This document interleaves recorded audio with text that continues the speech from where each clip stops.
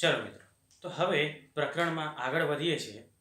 આગળનો જે ટોપિક છે, આપણે લાસ્ટ લેક્ચરમાં ગતિનો પ્રથમ નિયમ વિશેનો અભ્યાસ કર્યો અને ગેલેલિયોના પ્રયોગ વિશે અભ્યાસ કર્યો. હવે આ જે લેક્ચર છે, આ લેક્ચરમાં આપણે જોવાના છીએ ન્યૂટનની ગતિનો બીજા નિયમ વિશે અભ્યાસ કરવાના છીએ. અને સાથે સાથે એક ન્યૂટનની ગતિનો બીજો નિયમ સમજવા માટે ફિઝિક્સમાં એક ભૌતિક રાશિ છે જેને વેગમાન કહેવામાં આવે છે, એ વેગમાનનો પણ આપણે અભ્યાસ કરવાના છીએ. તો વેગમાન કોને કહેવાય? તો વેગમાન એટલે શું? તો પદાર્થના દળ અને વેગના ગુણાકારને વેગમાન કહે છે, અથવા તો ગુણનફળને વેગમાન કહે છે. વેગમાન કેમ ભણવો જરૂરી છે એના માટે તમને એક સરસ ઉદાહરણ આપું કે એક ટ્રક છે અને એક સાયકલ છે. બંને 40ની સ્પીડથી આવે છે. બંનેની સ્પીડ સરખી છે, 40ની સ્પીડ છે, અને બંને 40ની સ્પીડથી આપણી તરફ આવી રહ્યા છે. તો તમને એવું કીધું હોય કાં તો તમારે સાયકલની આગળ ઊભું રહેવાનું છે, કાં તો પછી તમારે ટ્રકની આગળ ઊભા રહેવાનું છે. બે જ ઓપ્શન છે, બીજો કોઈ ઓપ્શન છે જ નહીં. તો તમે કોની આગળ જવાનો પ્રયત્ન કરશો? તો તમારો જવાબ સરળ છે કે હા, સાયકલની આગળ જવાય, ટ્રકની આગળ ના જવાય. કેમ? સાયકલની સ્પીડ પણ 40 છે અને ટ્રકની સ્પીડ પણ 40 છે. તો કેમ આવું થયું? બીજો પ્રશ્ન, એક બંદૂકની ગોળી છે, બરાબર છે? બે બંદૂકની ગોળી મેં લીધી છે. એકમાં એવું કીધું છે કે તમારે બંદૂકની ગોળી છે એ ગોળીને હાથમાં પકડવાની અને છૂટી મારી તરફ ફેંકવાની. અને બીજું છે, એ જ બંદૂકની ગોળીને ગનમાં ભરાવીને પછી મારી તરફ છોડવાની. તો બંનેમાંથી કયા ઓપ્શન આગળ, એટલે કે તમે બંનેમાંથી કયો ઓપ્શન પસંદ કરશો? તો તમારો જવાબ હશે કે હાથમાં જે ગોળી છે એની આગળ આવવાનું તમે પસંદ કરશો, બંદૂકની આગળ નહીં આવી શકો. તો આ બંને કિસ્સામાં, પહેલા કિસ્સામાં જુઓ તો પહેલા કિસ્સામાં જે પદાર્થ છે એની ગતિ એટલે કે વેગ સરખો છે. પહેલા કિસ્સામાં સાયકલનો વેગ પણ 40 કિલોમીટર પ્રતિ કલાક હતો અને જે ટ્રક છે એનો વેગ પણ 40 કિલોમીટર પ્રતિ કલાક હતો. પણ ફરક શેનો હતો? ફરક હતો એ બંનેના દળનો. તો અહીંયા દળ અલગ અલગ છે, વેગ સરખો છે, છતાંય બંનેની અસર અલગ છે. એવી જ રીતે જે ગન છે એની ગોળીની વાત કરી મેં, એ બંનેની ગોળીમાં જો બંનેનું દળ સરખું છે, પહેલામાં વેગ સરખો હતો, આમાં બંને જે ગોળી છે બંનેનું દળ સરખું છે, પણ બંનેનો વેગ અલગ અલગ છે. જો બંદૂકમાંથી ગોળી ભરીને હું મારીશ તો એ ગોળી ખૂબ જ વાગશે, અસર કરશે, જબરજસ્ત અસર કરશે શરીરને. જ્યારે એ જ બંદૂકની ગોળીને હું હાથમાં પકડું છું અને હાથમાં પકડીને પછી છૂટી મારું છું તો એટલો વેગ ઉત્પન્ન થશે નહીં, અને એ વેગથી માણસનો જીવ જશે નહીં. ખાલી ગોળી અડશે, થોડુંક વાગશે અને નીચે પડી જશે. આમાં બહુ બંનેમાં ફરક પડશે નહીં.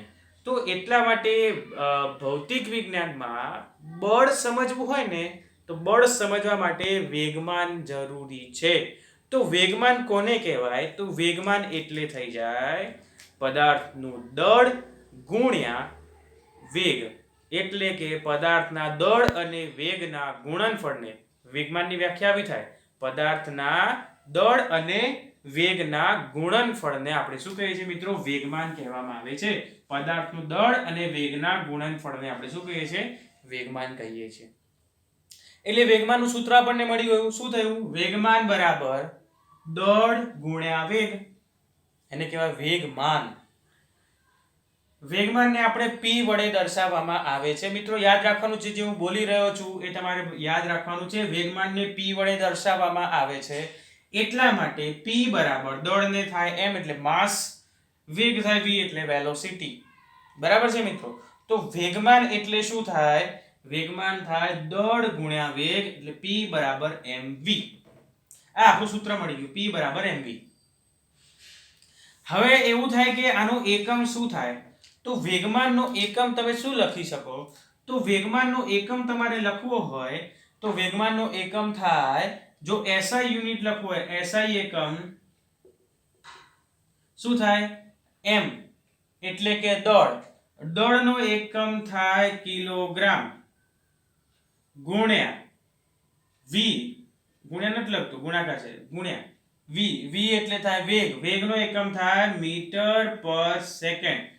તો જો વેગમાનનો SI એકમ જોવા જઈએ તો કિલોગ્રામ મીટર પર સેકન્ડ મળે છે. અને જો CGS એકમ પદ્ધતિ, આ બધી તમે એકમ પદ્ધતિઓ તમે 11માં 12માં ભણશો કે આ જે એકમ પદ્ધતિઓ છે, SI એકમ પદ્ધતિ, MKS, CGS, આ બધી એકમ પદ્ધતિઓ તમે આગળ ભણવાના છો. આનાથી નાનો એકમ જોવા જઈએ તો ગ્રામ સેન્ટીમીટર પર સેકન્ડ. ગ્રામ સેન્ટીમીટર પર સેકન્ડ. કિલોગ્રામની જગ્યાએ નાનો એકમ ગ્રામ, સેન્ટીમીટરની જગ્યાએ સેન્ટીમીટર, ગ્રામ સેન્ટીમીટર પર સેકન્ડ. તો વેગમાનનો જે એકમ થાય એ છે કિલોગ્રામ મીટર પર સેકન્ડ, અથવા તમે આને આવી રીતે પણ લખી શકો, કિલોગ્રામ મીટર સેકન્ડની -1 ઘાત, જેને આપણે -1. બરાબર છે મિત્રો? Kilogram metre second inverse. તો આવી રીતે પણ લખી શકાય. આ બંને સાચા છે. ચલો, તો હવે વેગમાન વિશેની તમે સમજ મેળવી લીધી. ફરીથી એકવાર કહું છું, વેગમાન એટલે શું? તો વેગમાન એટલે પદાર્થના દળ અને વેગના ગુણનફળને તમે શું કહો છો? વેગમાન કહો છો. અને વેગમાન બરાબર દળ ગુણ્યા વેગ. વેગમાનને p વડે દર્શાવવામાં આવે છે, એટલે p બરાબર m ગુણ્યા v. p બરાબર mv. ચલો, હવે જો એકમની વાત કરવામાં આવે મિત્રો, તો વેગમાનનો એકમ આપણે જોયો, m નો થાય કિલોગ્રામ, v નો થાય મીટર પર સેકન્ડ, એટલે થઈ ગયું કિલોગ્રામ મીટર પર સેકન્ડ. નાનો એકમ જુઓ, ગ્રામ સેન્ટીમીટર પર સેકન્ડ. તો આ થયું વેગમાન. હવે જ્યારે વેગમાન તમે ભણી લીધું છે, તો વેગમાનમાં થતો ફેરફાર પણ ભણવો જરૂરી છે. કેમ કે વેગમાનમાં જે ફેરફાર થાય છે એ તમને બળનું મૂલ્ય આપે છે. બરાબર છે? કેવી રીતે? તો વેગમાનમાં જે ફેરફાર થાય એ તમને શેનું મૂલ્ય આપે છે? બળનું મૂલ્ય આપે છે. ઉદાહરણ તરીકે, તમે એક કાર બંધ પડી ગઈ છે, એની બેટરી નથી કામ કરતી, એટલે કાર ચાલુ થતી નથી. તો હવે એને ચાલુ કરવા માટે તમારે ધક્કો મારવો પડ્યો છે. ચલો, કાર છે ને તમે ધક્કો માર્યો, બસ થોડો ધક્કો માર્યો, છોડી દીધો, તો શું કાર ચાલુ થશે? ના. તો વેગમાનમાં થતા ફેરફારનો સમય દર એ તમને બળનું મૂલ્ય આપે છે. કેવી રીતે? તો તમે થોડી વાર ધક્કો માર્યો, 1-2 સેકન્ડ ધક્કો મારીને છોડી દો, કાર ચાલુ નહીં થાય. પણ એ જ ધક્કો તમે કન્ટિન્યુઅસ 5-7 મિનિટ સુધી ધક્કો માર્યા જ કરો, તો ધીમે ધીમે ગાડીનો વેગ વધતો જશે અને એ ચાલુ થઈ જશે. તો આમ વેગમાનમાં થતો ફેરફાર નો સમય દર, એ તમારે સમય પણ સાંકળવો જરૂરી છે. સમયને સાંકળવો જરૂરી છે. તો વેગમાનમાં થતો ફેરફાર નો સમય દર, કેટલા સમય સુધી તમે વેગમાનમાં ફેરફાર કરો છો એ તમને બળનું મૂલ્ય આપશે. એટલે તમે જેટલા સમય સુધી ધક્કો મારશો, બળ લગાવશો, એટલું વેગમાનમાં ફેરફાર થશે. સાચી વાત ખોટી વાત? એકદમ સાચી વાત. તમે જેટલો તાકાત લગાવશો એટલો વેગમાનમાં ફેરફાર થશે. જેટલા સમય સુધી તાકાત લગાવશો એટલું બળ વધારે આવશે. બરાબર ને? કાર સ્થિર અવસ્થામાં છે, તમે બળ લગાવતા નથી, એટલે બળ 0 છે. ધક્કો લગાવતા 0, એટલે વેગમાનમાં કોઈ ફેરફાર થતો નથી. તમે બળ લગાવો છો એટલે વેગમાનમાં ફેરફાર થાય છે. ગાડીનું દળ તો છે જ, ગાડીનું વેગ ધીમે ધીમે વધશે. અને આ વેગમાનમાં ફેરફાર તમે કેટલા સમય સુધી લગાવો છો ધક્કો, જેટલા સમય સુધી ધક્કો લગાવશો એટલું બળ વધારે. સ્વાભાવિક વાત છે, જેટલા સમય સુધી ધક્કો મારશો એટલું બળ વધારે હશે. તો આ વેગમાનમાં થતા ફેરફારનો સમય દર, એ સમય દર તમને આપે છે બળનું મૂલ્ય. અને એ જ ન્યૂટનની ગતિનો બીજો નિયમ છે. ન્યૂટનની ગતિનો બીજો નિયમ શું કહે છે? જુઓ, પદાર્થના વેગમાનમાં થતા ફેરફારનો સમય દર, પદાર્થના વેગમાનમાં જે ફેરફાર થાય છે અને એ ફેરફાર કેટલા સમય સુધી થાય છે એનો સમય દર તેના ઉપર લાગતા અસંતુલિત બળ, તેના ઉપર જે બળ લાગે છે, અસંતુલિત બળ જેટલો અને બળની દિશામાં હોય છે. એ બળ જેટલો અને તમે જે દિશામાં બળ લગાવો છો, ફેરફાર પણ એ જ દિશામાં થાય છે. બરાબર ને? ગાડી તમે પાછળથી ડાબી બાજુથી જમણી બાજુ ધક્કો લગાવો છો, બરાબર? ડાબી બાજુથી જમણી બાજુ, તો બળ તમને ડાબી બાજુથી જમણી બાજુ લગાવ્યો, તો વેગમાનનો ફેરફાર પણ ડાબીથી જમણી તરફ જ થશે. તો એ શું છે? અસંતુલિત બાહ્ય બળ જેટલો અને બળની દિશામાં તમને જોવા મળે છે. મિત્રો, આ વસ્તુ યાદ રાખવાનું છે કે પદાર્થના વેગમાનમાં થતા, યાદ રાખો, બહુ જ સહેલું છે, ન્યૂટનની ગતિનો બીજો નિયમ શું કહે છે? વેગમાનનો ફેરફારનો સમય દર એ બળનું મૂલ્ય આપે. પદાર્થના વેગમાનમાં થતા ફેરફારનો સમય દર શું આપે છે તમને? તેના ઉપર લાગતા, તેની ઉપર જે ફેરફાર થવા માટે જે બળ લાગે છે, બાહ્ય બળ, એ અસંતુલિત બાહ્ય બળ જેટલો અને એની દિશામાં જ જોવા મળે છે. તો અહીંયા તમારે મોસ્ટ આઈએમપી પ્રશ્ન આવે છે. એ મોસ્ટ આઈએમપી પ્રશ્ન છે, ન્યૂટનની ગતિનો બીજો નિયમ લખો અને સાબિત કરો. અથવા તો એવું પૂછે, ન્યૂટનની ગતિનો બીજો નિયમ લખો અને F બરાબર ma સૂત્ર તારવો. આ બંને માટે એક જ છે જવાબ, બંનેનો એક જ આવશે. ચલો, શું કહે છે? ન્યૂટનની ગતિનો બીજો નિયમ તમારે લખવાનો છે. ન્યૂટનની ગતિનો બીજો નિયમ આપણે લખી દીધો અને F બરાબર ma સૂત્ર તારવવાનું છે.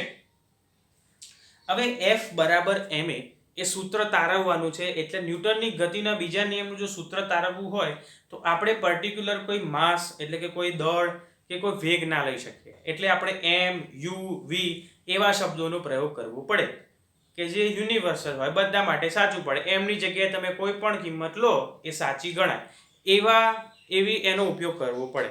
એટલા માટે આપણે એવું લઈએ છીએ કે ધારો કે આ બધી જ વસ્તુ તમારે લખવાની છે. આ બધી જ વસ્તુ જે હું બોલી રહ્યો છું એ તમારે લખવાની છે. શું કહે છે? ધારો કે કોઈ m દળનો પદાર્થ છે મિત્રો. ધારો કે શું થાય છે? કોઈ m દળનો પદાર્થ એ પ્રારંભિક વેગ કે જેનો પ્રારંભિક વેગ u છે. કોઈ m દળનો પદાર્થ છે, એનો પ્રારંભિક વેગ u છે. તો t સમય સુધી એના ઉપર બળ લગાવવામાં આવે છે અને બળ લગાવતા એનો વેગ u થી વધીને v સુધી પહોંચે છે.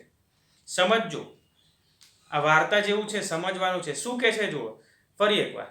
ધારો કે કોઈ m દળનો પદાર્થ, ધારો કે આપણે આ લઈ લઈએ કે ભાઈ આ કોઈ m દળનો પદાર્થ છે. તો આ m દળના પદાર્થ પર એનો શરૂઆતનો વેગ છે u છે, એનો પ્રારંભિક વેગ કેટલો છે? u. તો હવે આના ઉપર આપણે જો બળ લગાવીએ છીએ t સમય સુધી, તો એનો વેગ વધશે અથવા ઘટશે. તો વેગમાં જે ફેરફાર થાય એનો વેગ u થી v સુધી, એનો અંતિમ વેગ v થઈ જાય છે. કા વધે કા ઘટે, જે થાય. તો u થી v થઈ જાય છે. તો આપણે શું કરી શકીએ? એનું F બરાબર ma સાબિત કરવાનું છે. તો આપણને શું મળે? વેગમાન મળશે. કેમ કે F બરાબર ma સાબિત કરવા માટે ન્યૂટનની ગતિનો નિયમ વેગમાનના ફેરફારના દર ઉપર જ કામ કરે છે. એટલા માટે એનો પ્રારંભિક વેગમાન કેટલો થઈ જશે મિત્રો? તો તમે જ્યારે જોશો તો અહીંયા ધારો કે m દળનો પદાર્થ, m દળના પદાર્થ પર F જેટલું બળ લગાવવામાં આવે t સમય સુધી, તો એનો પ્રારંભિક વેગ u થી બદલાઈને v થઈ જાય છે. એટલે પ્રારંભિક વેગમાન શોધવું હોય મારે, પ્રારંભિક વેગમાન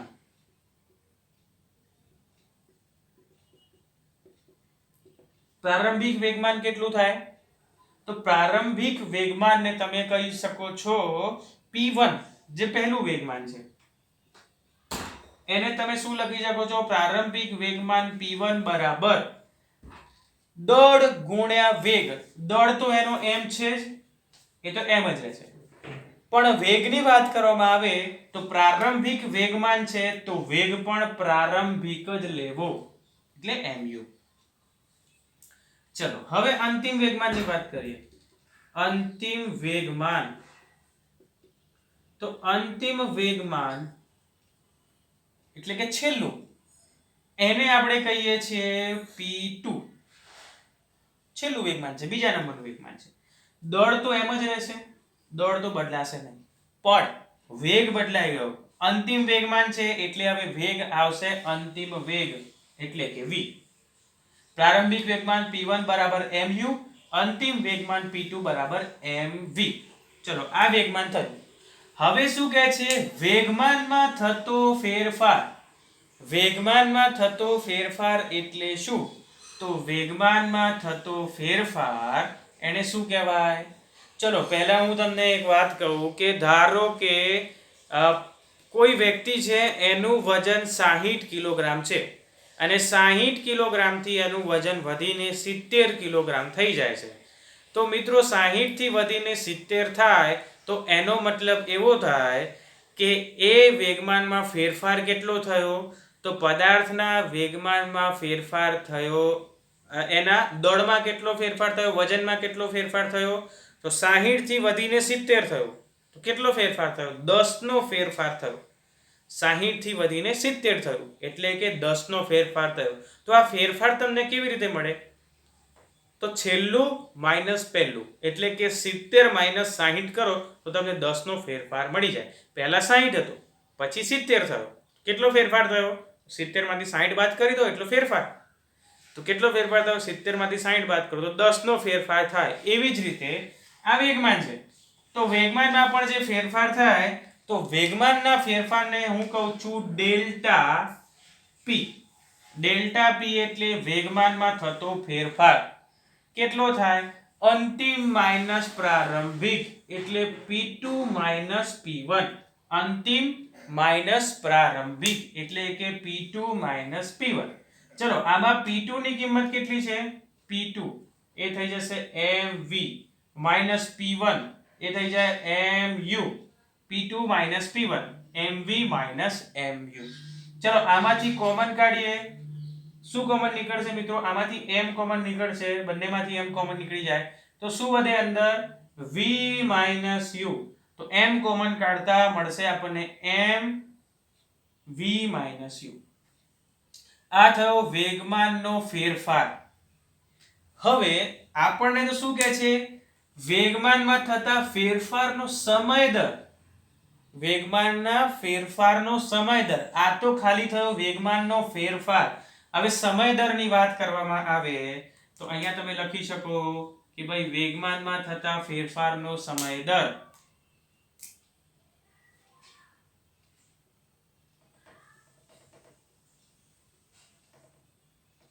એ શું થાય? એ થાય mv માઇનસ u ભાગ્યા t. t ની સાથે થાય છે ને. હવે તમને ખબર છે શું કે આ mv minus u upon t છે. તો વેગમાનમાં જે ફેરફારનો સમય દર હોય છે એ કેટલો હોય છે? અસંતુલિત બાહ્ય બળ જેટલો. એટલે આ વેગમાનના ફેરફારનો સમય દર છે એ કેટલો છે? તો બાહ્ય બળ જેટલો છે. તો બાહ્ય બળ એટલે F. એટલે આ થઈ જશે F ચલે છે m v માઇનસ u ભાગ્યા t. ચલો F m v minus u ભાગ્યા t.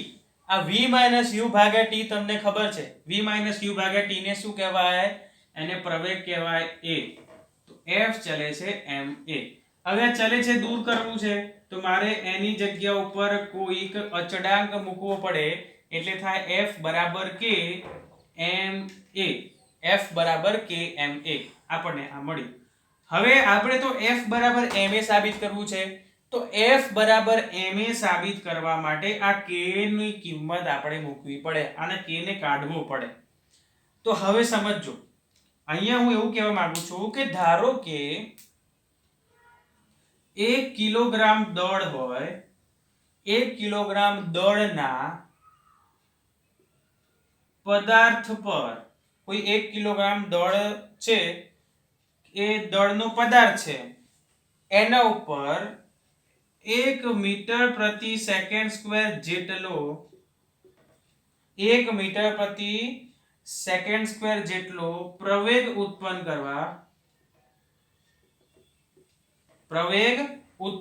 કરવા માટે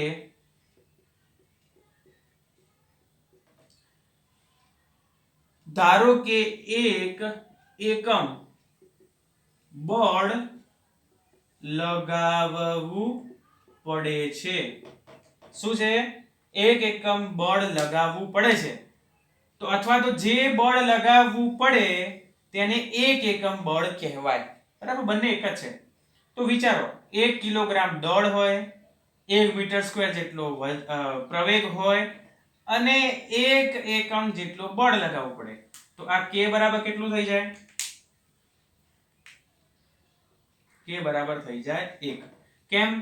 f એટલે 1 એકમ બળ એટલે 1 બરાબર m. k m ની કિંમત પણ 1 અને a ની કિંમત પણ 1. 1 કિલોગ્રામ દળ અને 1 મીટર સ્ક્વેર જેટલો પ્રવેગ. તો k ની કિંમત થઈ જાય 1. ચલો ના સમજ પડે તો લખી દઈએ. 1 એકમ બળ બરાબર k 1 કિલોગ્રામ દળ અને 1 મીટર પર સેકન્ડ સ્ક્વેર જેટલો પ્રવેગ. એટલે અહીંયા k બરાબર કેટલા થઈ ગયા?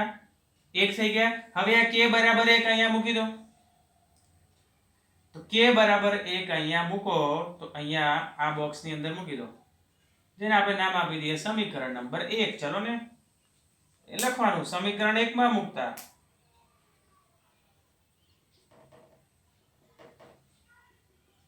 તો જ્યારે તમે આ k બરાબર 1 એ સમીકરણ 1 માં મૂકી દો છો તો તમને મળી જાય છે f બરાબર k ની કિંમત 1 થઈ જાય તો ma. અને આ જે સૂત્ર છે f બરાબર ma એ ન્યૂટનની ગતિનો બીજો નિયમ સૂચવે છે. મિત્રો મોસ્ટ IMP પ્રશ્ન છે. ન્યૂટનની ગતિનો બીજો નિયમ લખો અને f બરાબર ma સાબિત કરો. બીજો આ ટૂંકો પ્રશ્ન પણ મિત્રો સરસ છે. એ છે 1 એકમ બળની વ્યાખ્યા આપો. 1 એકમ બળની વ્યાખ્યા કોને કહેવાય? તો 1 એકમ બળ એટલે 1 કિલોગ્રામ દળના પદાર્થ ઉપર 1 મીટર પર સેકન્ડ સ્ક્વેર જેટલો પ્રવેગ ઉત્પન્ન કરવા માટે તમે જે બળ લગાવો છો એને 1 એકમ બળ કહેવાય. બરાબર છે? ચલો ફરી એકવાર પહેલેથી જોઈ લઈએ. મોસ્ટ ટાઈમલી પ્રશ્ન છે, પૂછાઈ શકવાની શક્યતા બહુ જ વધારે છે.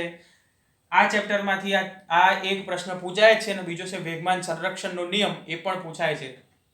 જોઈએ, ન્યૂટનની ગતિનો બીજો નિયમ લખો અને f બરાબર ma સાબિત કરો. તો ન્યૂટનની ગતિનો બીજો નિયમ શું કહે છે મિત્રો? ફરી એકવાર જોઈ લઈએ. પદાર્થના વેગમાનમાં થતો ફેરફારનો સમય દર, વેગમાનમાં થતો ફેરફારનો સમય દર, તેના ઉપર લાગતા અસંતુલિત બળ, તેના ઉપર જે અસંતુલિત બળ લાગે છે એ અસંતુલિત બળ જેટલો અને બળની દિશામાં હોય છે. બળ જેટલો અને બળની દિશામાં. તો વેગમાનમાં જે ફેરફાર થાય છે અને એનો જે સમય દર છે એનો જે સમય દર છે એને આપણે શું કહીએ છીએ? બળ કહીએ છીએ. અસંતુલિત બાહ્ય બળ જેટલો એના પર ફેરફાર થાય છે. તો એનો પ્રારંભિક વેગ આપણે લીધો કે ધારો કે કોઈ m દળનો પદાર્થ છે, એનો પ્રારંભિક વેગ u છે અને અંતિમ વેગ v છે. તો શું થાય છે? તો એનો પ્રારંભિક વેગમાન થશે mu, અંતિમ વેગમાન થશે mv. ચલો હવે શું થાય? વેગમાનમાં થતો ફેરફાર. તો પહેલા ફેરફાર લઈએ. ફેરફાર થાય ડેલ્ટા p, અને ડેલ્ટા કહેવાય ત્રિકોણ જેવું નિશાન હશે, તમે જોજો સંજ્ઞા ત્રિકોણ જેવી. આને કહેવાય ડેલ્ટા p. ડેલ્ટા p બરાબર શું થાય? p2 p1. વેગમાં ફેરફાર આટલો થાય.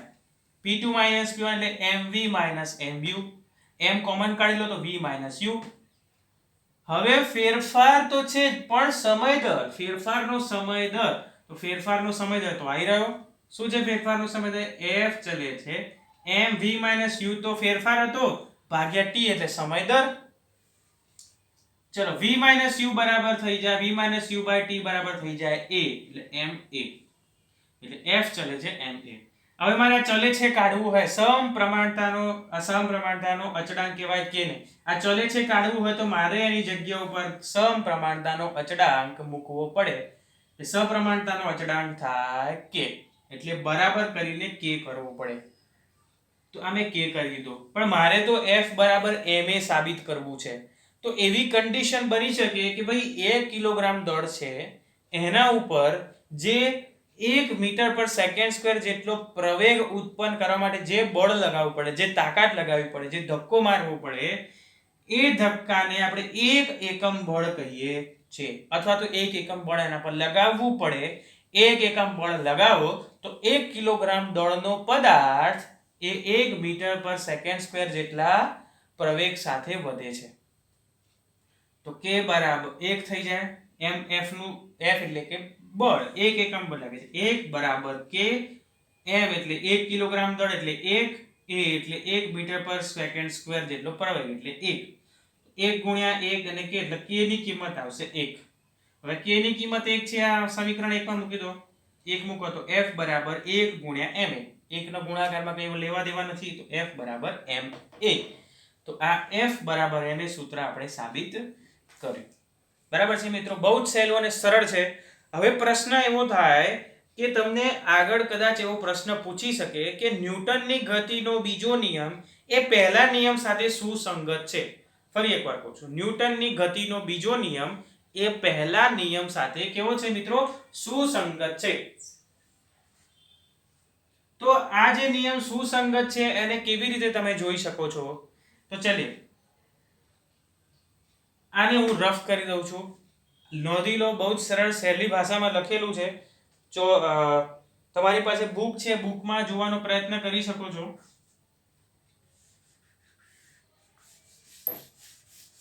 તો ન્યૂટનની ગતિનો પહેલો નિયમ અને બીજો નિયમ એકબીજા સાથે કેવી રીતે સુસંગત છે એ જોઈએ. પહેલી વાત તો તમને અમારે પ્રશ્ન એ કરવો છે કે ન્યૂટનની ગતિનો પહેલો નિયમ કયો છે અને શું થાય? તો ન્યૂટનની ગતિનો પહેલો નિયમ શું થાય, એનું સ્ટેટમેન્ટ શું હતું? યાદ છે? કથન.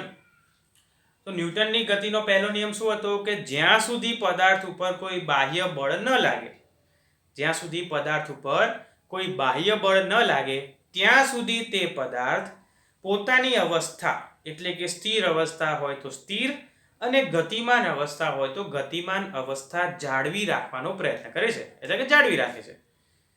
એટલે એનો મતલબ એવો થયો કે જે સ્થિર અવસ્થામાં હશે સ્થિર જ રહેશે, એના વેગમાં કઈ જ ફેરફાર નહીં થાય. અને ગતિમાન અવસ્થામાં હશે તો એની ગતિ અચળ વેગી ગતિ, એટલે વેગમાં કોઈ ફેરફાર નહીં થાય, એને અચળ વેગી ગતિ કહેવાય. વેગ બદલાય નહીં, એ વેગ બદલાય નહીં, અચળ વેગી ગતિ એ ચાલુ જ રાખે છે. તો આવું કેવી રીતે થાય? તો ચલો તમને ખબર છે આપણે શું કરીએ છીએ, બીજો નિયમ છે પહેલા નિયમ સાથે સુસંગત છે. કેવી રીતે સુસંગત છે જોઈએ. તો આપણને બીજો નિયમ ખબર છે, શું છે? F બરાબર ma. આ બીજો નિયમ, ન્યૂટનની ગતિનો બીજો નિયમ F બરાબર ma સાબિત કર્યો આપણે હમણાં થોડી વાર પહેલા. આવીએ, આ F બરાબર ma ન્યૂટનની ગતિનો બીજો નિયમ. હવે આ F બરાબર a ની જગ્યા ઉપર તમે લખી શકો v - u/t. લખાય આવું? લખાય નહીં કેમ નહીં? આ t બરાબર ની આ બાજુ જાય તો F ગુણ્યા t બરાબર m v - u. હવે તમે શું કહો છો? બળ લગાવતા નથી. શું કહે છે પહેલો નિયમ?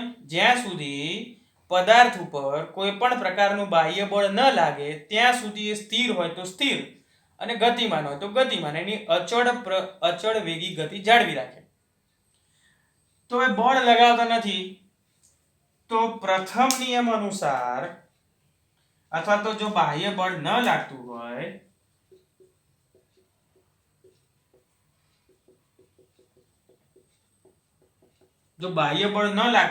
તો F બરાબર 0 થાય ને? બાહ્ય બળ જ નથી લાગતું તો એનું મૂલ્ય 0 થવાનું છે. તો હવે 0 થાય.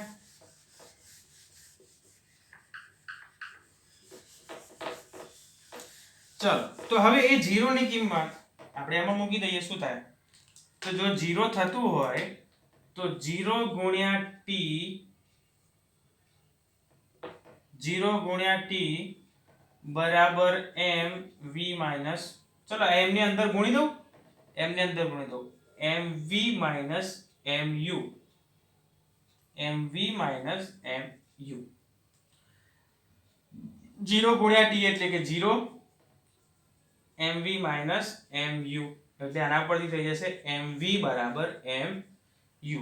m બંને બાજુ સરખા એટલે કટ થઈ જાય. v બરાબર u. v બરાબર u એટલે શું? અંતિમ વેગ અને પ્રારંભિક વેગ સરખા. જો પદાર્થ સ્થિર અવસ્થામાં હોય તો એનો પ્રારંભિક વેગ 0, તો અંતિમ વેગ પણ 0. હવે અંતિમ વેગ 0 છે, પ્રારંભિક વેગ 0 છે, તો એ પદાર્થ સ્થિર જ અવસ્થામાં હશે, એટલે કે પોતાની અવસ્થા બદલતો નથી. જે પહેલો નિયમ એ જ તો કહે છે કે બળ નથી લગાવતા, એટલે બળ બરાબર 0, તેની અવસ્થા એ જાળવી રાખે છે. પછી બીજું શું કહે છે? કદાચ પદાર્થ ગતિમાં હોય, એટલે ગતિમાન અવસ્થામાં હોય તો શું થાય? તો પણ પદાર્થ એની ગતિમાન અવસ્થા જાળવી રાખે છે. ધારો કે એ 40 કિલોમીટર પ્રતિ કલાકની ઝડપે જઈ રહ્યો છે, એટલે એનો પ્રારંભિક વેગ 40 કિલોમીટર પ્રતિ કલાક થયો. એટલું જ v છે, એટલે કે v બરાબર પણ 40 કિલોમીટર પ્રતિ કલાક. તો પહેલા 40 ની સ્પીડે જ જતો હતો ને v એટલે અંતિમ વેગ પછી પણ 40 ની સ્પીડે જ જાય છે. તો પહેલા ને પછી બંને 40 ની સ્પીડે જ જાય છે. તો ફેરફાર શું થયો? કંઈ જ નહીં. એ જેમ ગતિ કરે છે એમ જ ચાલુ રાખશે. એમની ગતિમાં કંઈ ફેરફાર થશે નહીં. તો આ જ તો કહે છે ન્યૂટનની ગતિનો પહેલો નિયમ, કે જ્યાં સુધી બળ નહીં લગાવો ત્યાં સુધી અવસ્થા નહીં બદલે, એમ જ રહેશે. તો બીજો નિયમ પણ એ જ કહે છે. એના ઉપરથી આપણે પહેલા નિયમને સુસંગતતા સાધી શકીએ છીએ. તો તમને એમ થાય કે સર આ ન્યૂટનની ગતિનો બીજો નિયમ, વાત તમારી સાચી કે બળ લાગે છે અને બળનું મૂલ્ય એમ એ જેટલું હોય છે એના દળ અને પ્રવેગના ગુણાકાર જેટલું. તો આનો ઉપયોગ કેવી રીતે કરી શકાય? તો તમે બધા ક્રિકેટ રમ્યા હશો અથવા તો ક્રિકેટ જોઈ હશે.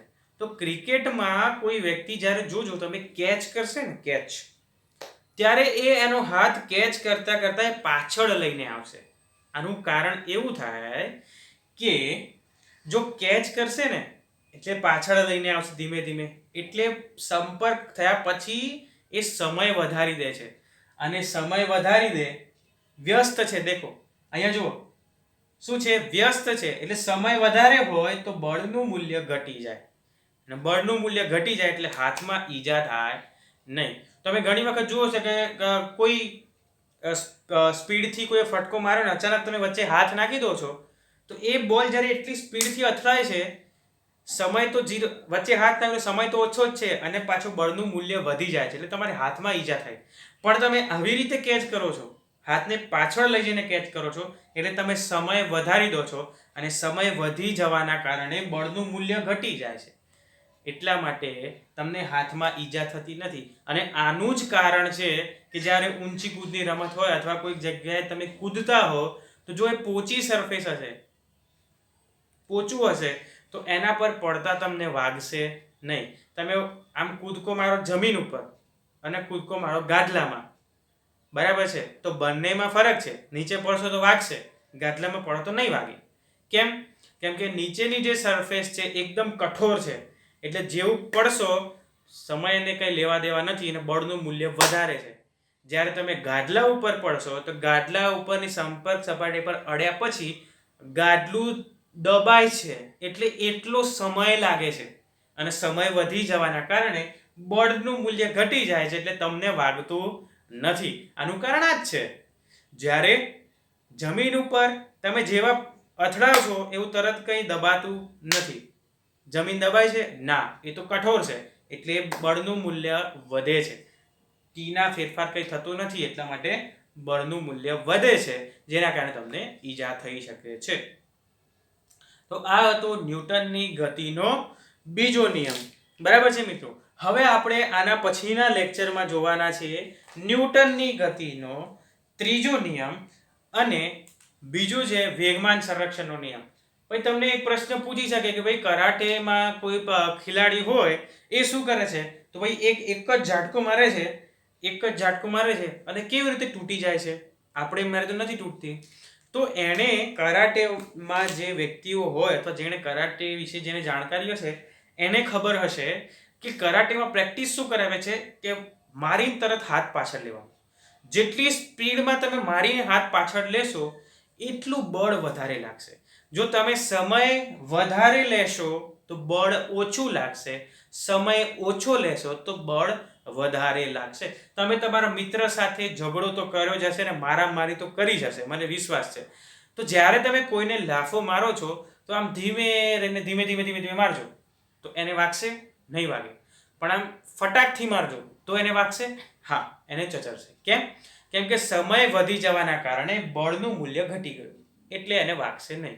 પણ આમ ફટાકથી ફેરવીને મારશો એકદમ ફૂલ સ્પીડમાં તો એને બળનું મૂલ્ય, સમય ઘટી જાય છે એના કારણે બળનું મૂલ્ય વધી જાય છે અને એ વ્યક્તિને ઈજા થાય છે. તો અહીંયા પણ એવું છે, કરાટેની રમતમાં એ ઈંટ તોડી નાખે છે, તો આપણે ધીમે રહીને આપણે મારીએ તો સમય વધવાના કારણે સમય વધારે છે એટલે બળનું મૂલ્ય ઓછું લાગે, એટલા માટે ઈંટ તૂટે નહીં. પણ કરાટેનો ખેલાડી હોય, કરાટેનો વ્યક્તિ હોય, એને પ્રેક્ટિસ કરી હોય. શું પ્રેક્ટિસ કરી હોય? મારીને છોડવાની. એટલા માટે શું કરશે? તાકાતથી કરાટેનો ખેલાડી જોરથી ફટાફટ અથડાશે ને તરત હાથ લઈ લેશે. એટલે સમય ઓછો હોવાના કારણે બળનું મૂલ્ય વધી જાય છે, અને બળનું મૂલ્ય વધી જાય છે એટલે એ જે પાટ છે અથવા તો જે ઈંટ છે એ તૂટી જાય છે. બરાબર છે મિત્રો? તો અહીં આપણો ન્યૂટનની ગતિનો બીજો નિયમ પૂરો થાય છે. F બરાબર ma આપણે સાબિત કર્યું, વેગમાન વિશેનો અભ્યાસ કર્યો, અને F બરાબર ma નો ઉપયોગ કેવી રીતે કરી શકાય, રોજિંદા જીવનમાં આપણે ક્યાં આનો ઉપયોગ કરીએ છીએ એનો પણ આપણે અભ્યાસ કર્યો. હવે આના પછીના લેક્ચરમાં જોવાના છીએ ન્યૂટનની ગતિનો ત્રીજો નિયમ અને વેગમાન સંરક્ષણનો નિયમ. આ વેગમાન સંરક્ષણનો નિયમ પણ ખૂબ જ IMP અને ઉપયોગી છે. વેગમાન સંરક્ષણનો નિયમ પત્યા પછી તમારું ચેપ્ટરનો થિયરી પોર્શન પૂર્ણ થશે. પછી આપણે દાખલાઓ તરફ આગળ વધીશું. તો ચલો મિત્રો, મળીએ આના પછીના લેક્ચરમાં.